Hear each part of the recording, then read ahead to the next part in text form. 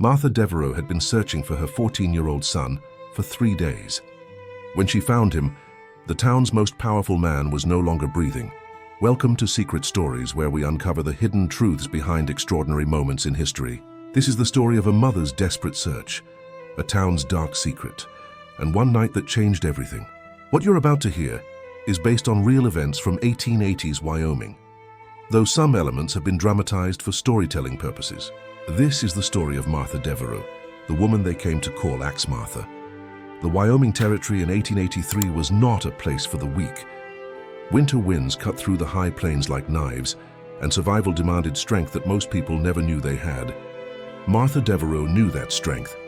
She had learned it the hard way 5 years earlier, when gold prospectors put 3 bullets in her husband Thomas and left him bleeding in the dirt outside their ranch. She was 31 years old when she became a widow. Her son Daniel was only 9. The ranch was 2 days' ride from the nearest town, and the law in those parts was more suggestion than rule. Martha could have sold the land, could have moved back east where her sister lived in Philadelphia. She could have remarried, could have found safety in the arms of another man.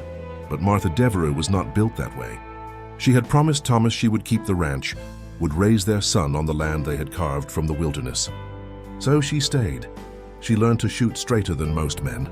She learned to mend fences in blizzards and deliver calves in the dark. She taught Daniel everything Thomas would have taught him: how to read the sky for storms, how to track deer through fresh snow, how to swing an axe so the wood split clean on the first strike. Daniel grew strong under her guidance, tall and broad-shouldered like his father had been. By the time he turned 14, he could work a full day alongside his mother without complaint. But Martha noticed something changing in her son that autumn. He grew quiet at dinner, picking at his food instead of devouring it the way growing boys do. He started making excuses to ride into town alone, saying he needed to pick up supplies or check on a saddle repair. Martha told herself it was natural. Boys that age needed space from their mothers. They needed to find their own way. Still, something gnawed at her, some instinct she could not name. The first Friday in November, Daniel left after breakfast, saying he would be back before dark. Martha worked through the day, repairing the barn door that had been hanging crooked since the summer. She kept glancing at the road, waiting for the dust cloud that would signal his return. Sunset came and went. The stars emerged cold and distant overhead. Martha lit every lamp in the house and sat by the window watching. Daniel did not come home. By morning, the fear had settled into her bones like winter cold. She saddled her horse and rode hard for town, arriving before noon. The main street was quiet, just a few people moving between the general store and the saloon. Martha went straight to the sheriff's office. Sheriff Robert Keene was a large man, with a thick mustache and tired eyes. He looked up from his desk when Martha burst through the door, and something flickered across his face. Not surprise exactly, something closer to resignation. Martha told him Daniel was missing. The sheriff leaned back in his chair and folded his hands across his belly. Boys that age, he said, sometimes they got restless. Sometimes they ran off to seek their fortune. Give it a few days. The boy would turn up. Martha felt heat rising in her chest. Her son would not run away. Something was wrong. She could feel it. The sheriff's expression hardened just a fraction. There was nothing he could do, he said. Not until more time had passed. Martha left the office, her hands shaking with frustration and fear. She went to the general store and asked if anyone had seen Daniel. The storekeeper, a thin man named Howard, avoided her eyes and said he had not. She asked at the saloon, at the boarding house, at the livery stable.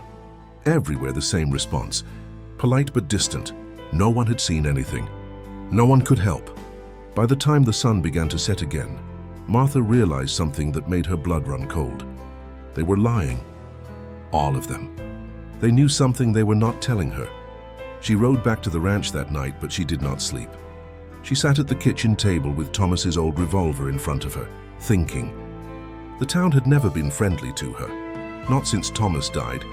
She was an outsider, a woman doing a man's work, and that made people uncomfortable. But this was different. This was not just unfriendliness. This was fear. They were afraid to tell her the truth, which meant the truth was something terrible. The second day she returned to town before dawn, determined to search every building if she had to. She started at the edge of town and worked her way through, looking in windows, asking questions that no one would answer. The pattern became clear. Whenever she mentioned Daniel, people found urgent reasons to end the conversation. They remembered appointments they were late for. They suddenly had work that could not wait. And more than once she caught people glancing nervously toward the far end of town, where the wealthy families lived in large houses behind iron gates. That was when Martha understood. Whatever had happened to Daniel, it involved people with power. People the town was too afraid to cross. The realization did not frighten her. It focused her, sharpened her purpose to a fine point. She thought about the families at that end of town.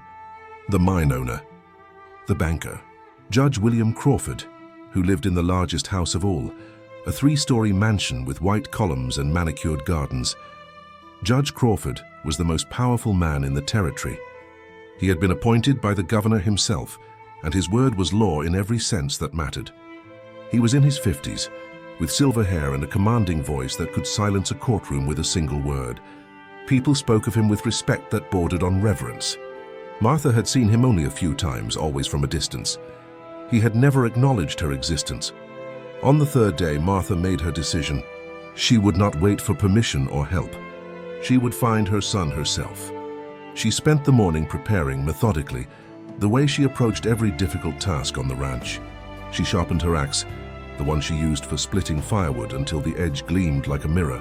She loaded Thomas's revolver and tucked it into her belt. She braided her hair tight and dressed in her darkest clothes. Then she rode to town one more time. She arrived as the sun was setting, painting the sky in shades of red and gold that seemed like a warning. She tied her horse behind the livery stable, where it would not be seen, and walked through the growing shadows toward the wealthy end of town. Her boots made soft sounds on the dirt road. Her heart beat steady and strong. She was not afraid. She was beyond fear now, in that cold, clear place where only purpose exists. Judge Crawford's mansion sat on a hill overlooking the town. Light glowed in the windows of the main floor, warm and welcoming. Martha could hear voices inside, men's voices loud with laughter, and something that might have been music. A Friday night gathering. She had heard about these. The judge hosted them regularly, poker games for the town's elite. The mine owner would be there, the banker, the land office commissioner, all the men who made the decisions that shaped people's lives. Martha walked around to the side of the house, keeping to the shadows cast by the large oak trees that lined the property. She moved like she moved through the wilderness, silent and purposeful. Through a window, she could see into a large parlor. 6 or 7 men sat around a table. She recognized the mine owner, a heavy-set man named Dalton. She recognized the banker, Preston, thin and nervous. And at the head of the table sat Judge Crawford himself, shuffling a deck of cards with practiced ease. But something was wrong with the scene. The men were not looking at their cards. They were looking at something else, something Martha could not see from her angle, and their expressions were not the expressions of men enjoying an evening of cards. There was something else in those faces, something hungry, something that made Martha's stomach turn. She moved to another window, pressing close to the glass, and that was when she saw Daniel. Her son sat in a chair against the far wall. His shirt was torn. His face was pale. He was not alone. There were 2 other boys with him, younger than Daniel, both looking terrified. And standing near them was a man Martha recognized as the sheriff's deputy, a cruel-faced man named Garrett, who everyone knew enjoyed his authority a little too much. Garrett was not playing cards. He was watching the boys the way a wolf watches sheep. Martha did not remember moving. Later, she would have no clear recollection of the next few minutes. She remembered the weight of the axe in her hands. She remembered the sound of the front door splintering when she kicked it open. She remembered the expressions on the men's faces when they saw her standing there. This ranch woman, covered in trail dust, her eyes blazing with a fury they could not comprehend. Judge Crawford rose from his chair, his face darkening with anger. Who did she think she was, he demanded, breaking into his home. Did she know who he was? Martha's answer was simple. She knew exactly who he was, and she had come for her son. The judge reached for something, perhaps a weapon, perhaps just trying to assert his authority with a gesture. He never finished the movement. Martha crossed the room in 3 strides and swung the axe. The judge fell without making a sound. The other men scrambled to their feet, shouting, reaching for their own weapons. But Martha was faster, driven by a rage that gave her strength she did not know she possessed. Deputy Garrett pulled his gun, but Martha's axe caught him before he could fire. The mine owner tried to run for the door. He did not make it. The banker cowered behind an overturned chair, begging for mercy. Martha showed him the same mercy he had shown those boys. None. 7 men had been in that room when Martha entered. 7 men who had built their power on the suffering of those too weak to fight back. 7 men who had hidden behind respectability and authority, while doing things that had no name in polite society. When Martha finally stopped, when the red haze cleared from her vision, all 7 were no longer breathing. The room was silent except for her own ragged breathing and the quiet sobbing of the boys in the corner. Martha dropped the axe and went to Daniel. She pulled him into her arms, held him the way she had when he was small and afraid of thunder. She whispered that he was safe now, that no one would hurt him anymore. She told the other 2 boys the same thing. Then she led all 3 of them out of that house, through the front door, down the steps, and into the street where the whole town seemed to be gathering. Drawn by the sounds of violence, Sheriff Keene stood at the front of the crowd, his hand on his gun. Martha met his eyes, and for a long moment neither of them moved. The sheriff looked at the boys standing behind Martha. He looked at the blood on her clothes. He looked back at her face, and whatever he saw there made him lower his hand. He did not draw his weapon. He did not try to stop her. He simply stepped aside and let her pass. Martha took the boys to the church and left them with the minister, a kind man named Father Benedict who asked no questions. Then she rode back to her ranch, washed the blood from her hands, and waited for the consequences she knew must come. But they did not come. Not that night. Not the next day. Not ever. The town buried the 7 men quietly, without ceremony. No one spoke of what had happened in Judge Crawford's house. Not openly, but everyone knew. The truth spread in whispers, in knowing glances, in the way people fell silent when certain subjects came too close to being mentioned. The judge and his associates had been doing this for years, people said. There had been other boys before Daniel. Some had disappeared. Some had been found later, broken in ways that could not be healed. The sheriff had known. The whole town had known. But Judge Crawford had been too powerful, too connected, too dangerous to cross, until Martha Devereux crossed him. Until she proved that power built on cruelty could be torn down by someone with nothing left to lose. The law never came for Martha. The governor sent a new judge, a younger man who asked no questions about his predecessor. Life in the town continued, but something had changed, something fundamental. People looked at Martha differently now, not with the dismissive tolerance they had shown before, but with respect. And with fear. She became known as Axe Martha, the woman who had done what no man in town had the courage to do. For 2 years she lived on her ranch with Daniel, and no one bothered them. Criminals who passed through the territory heard the stories and gave her land a wide berth. Men who might have caused trouble thought twice when they heard her name. She had become something more than a woman, more than a rancher. She had become a symbol. Justice when the law failed. Protection when the powerful preyed on the weak. Sheriff Keene visited her ranch exactly once during those 2 years. He rode up on a gray morning in spring, when the snow was just beginning to melt and the first wildflowers were pushing through the earth. Martha met him on the porch, her hand resting on the axe handle she now kept by the door. But the sheriff had not come to arrest her. He had come to explain.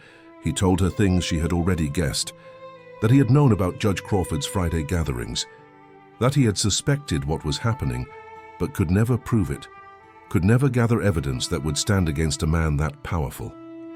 That he had tried to stop it in his own way, by warning boys to stay away from the judge's house, by keeping his deputy Garrett under watch. But it had not been enough. It was never enough. He had failed those boys. He had failed Daniel. And he was sorry. Martha listened without interrupting. When the sheriff finished, she asked him why he was telling her this now.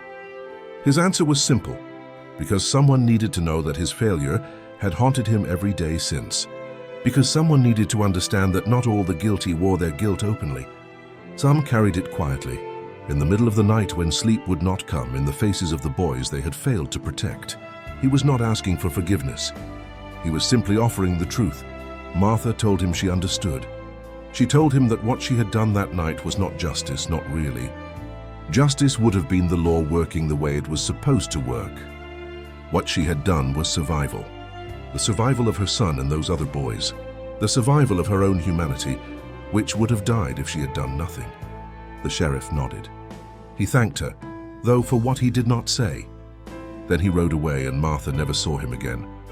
Daniel grew into a strong man, quieter than he might have been, but unbroken. He married at 20, had children of his own, and never spoke of what happened that November night. Martha lived to see her grandchildren, 3 girls who learned to ride horses and split wood and stand their ground. She died in her sleep at 62, in the ranch house she had defended for so many years. The town gave her a proper funeral. People came from 3 counties to pay their respects. They buried her on the hill overlooking her land, with a simple stone that bore her name and nothing more.